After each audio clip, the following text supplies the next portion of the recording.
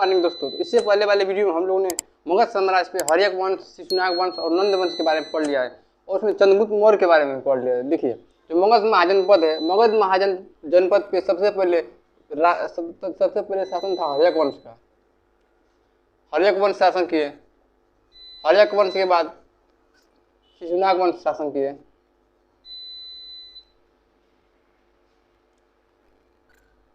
शिशुनाग वंश शासन किए। शिशुनाग के बाद नंद वंश शासन किए। नंद वंश, और नंद वंश के बाद शासन आया मौर्य वंश का। मौर्य वंश का, तो मौर्य वंश में हम लोगों ने चंद्रगुप्त मौर्य के बारे में पढ़ लिया। मौर्य वंश का पहला शासक जो है चंद्रगुप्त मौर्य।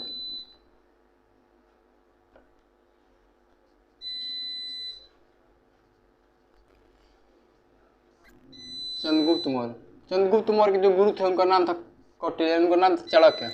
अब देखिए, चंद्रगुप्त मौर्य क्या किए थे। चंद्रगुप्त मौर्य ने तो अपने पूरा राजपाठ जो है अपने पुत्र बिंदुसार के हाथ में दे के और खुद चले गए कर्नाटक के बेलगोला में। वहाँ पे जाके वहाँ पे जैन धर्म अपना के वहाँ पे अपना प्राण त्याग दिए थे वहीं पे। और इनके जो पुत्र थे बिंदुसार,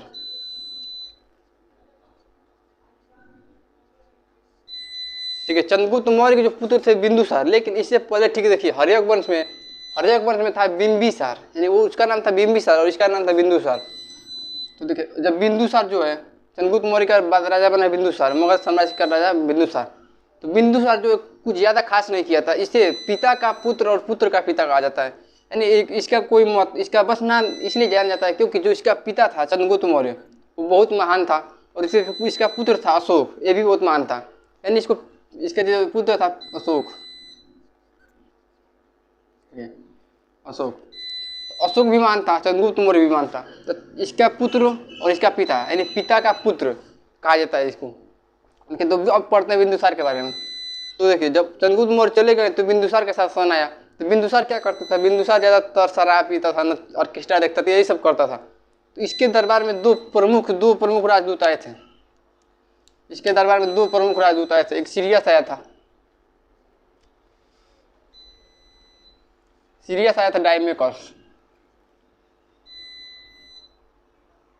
सीरियस आया था डायमेकस। जो डायमेकस है, डायमेकस को इससे पहले चंद्रगुप्त मौर्य के दरबार में जो आया था मेगास्थनीज था। मेगास्थनीज के उत्तराधिकारी माना जाता है डायमेकस को। मेगास्थनीज का उत्तराधिकारी माना जाता है। जब ये डायमेकस आया तो बिंदुसार क्या किया, बिंदुसार ने 3 चीज़ मांगा। डायमेकस से 3 चीज़ मांगा था। अंजीर मांगा, अंजीर और मीठा शराब, और दार्शनिक मांगा था। तो उस टाइम पे जो सीरिया का राजा जो था, तो इसने इसको अंजीर दे दिया, मीठा शराब दे दिया, लेकिन दार्शनिक देने से मना कर दिया। क्योंकि सीरिया का राजा का कारण था कि हमारे यहाँ हमारे सामान का मतलब व्यापार होता है, दार्शनिक का व्यापार नहीं होता। और इसके दूसरे पहला जो दरबार में आया था डायमेकस था, के पास एक और था मिस्र से राजदूत आया था, उसका नाम था डायनेसियस।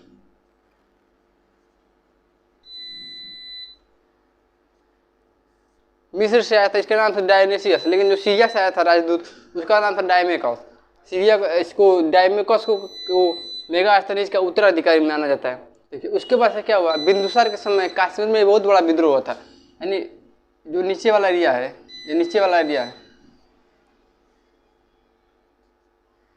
यहाँ पे ऊपर जो कश्मीर है, कश्मीर में विद्रोह हो गया था। जब कश्मीर में विद्रोह हो गया तो इसने अपने पुत्र, इसका पहला पुत्र था सुसीम, बड़ा पुत्र जो था सुसीम था।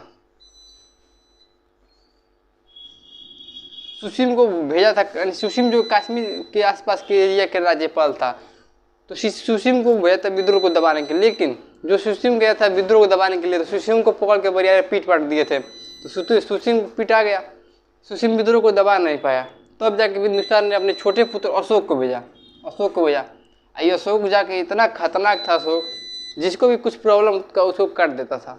यानी पूरे तरह से एकदम निर्दयी तरीके से विद्रोह को दबा दिया था अशोक। लाखों लोग मतलब विद्रोह जो कर रहे थे उन सभी को काट देता था, सभी को मार देता था।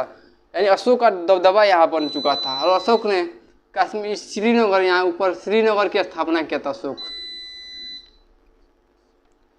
श्रीनगर की स्थापना की अशोक ने किया था।